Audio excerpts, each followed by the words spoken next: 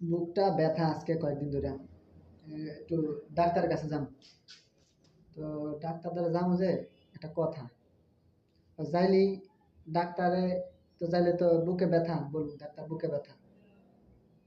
ও doctor কি করবে জানেন? ও ডাক্তারে কব টেস্ট করান। ওই রিসিপশনে যায় ওই টেস্ট সেই টেস্ট ওই টেস্ট দিব, বুঝছেন? তা আমার কথা হইলো কি কথা, ও আমার কথা হইলো যে ডাক্তার রোগ ধরতে পারে না টেস্ট করায়, যে ডাক্তার রোগ ধরতে পারে না টেস্ট করায়, তাহলে ওই টেস্টের টাকা রুগী দিবে কেন?